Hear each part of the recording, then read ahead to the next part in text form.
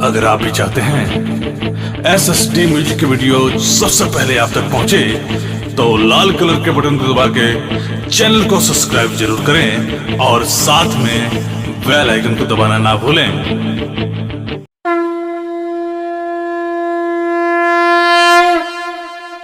प्रेम से बोलो देवघर वाले बाबा की।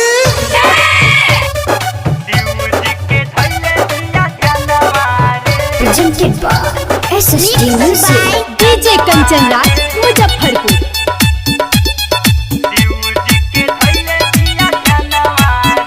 Mixed by Sanji Recording Studio, चंदियास्थान, बगहाए।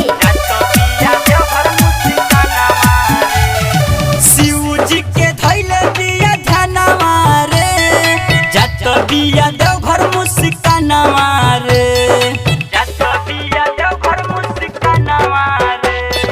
Shiv जी के धैले दिया ध्यानवा रे, जत बिया देवघर मुस्कानवा रे।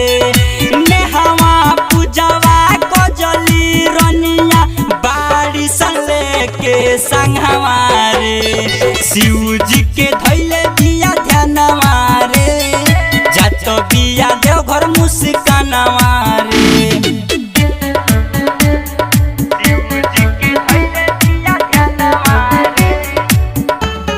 Mixed by DJ Kanchan Raj, Muzaffarpur.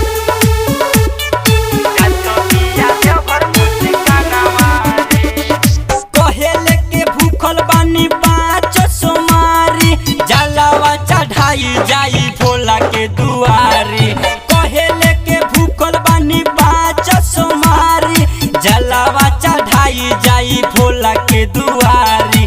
पावे खातिर सुंदर सजनवा रे, पावे खातिर सुंदर सजनवा रे, जत बिया देवघर मुस्कानवा रे। शिव जी के धैले दिया ध्यानवा रे, जत बिया देवघर मुस्कानवा रे।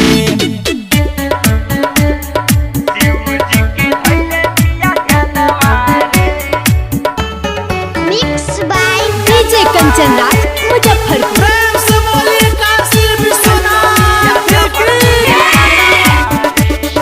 कांवरों में झालर लगैले दिया उनके, डमरू बजावे नाचे गावे झूम झूम के। कांवरों में झालर लगैले दिया उनके, डमरू बजावे नाचे गावे झूम झूम के। नंदलाल के गावतिया गानवा रे, प्रेम के गावतिया गानवा रे, जत बिया देवघर मुस्कानवा रे। शिव जी के धैले दिया ध्यानवा रे, जत बिया देवघर मुस्कानवा रे।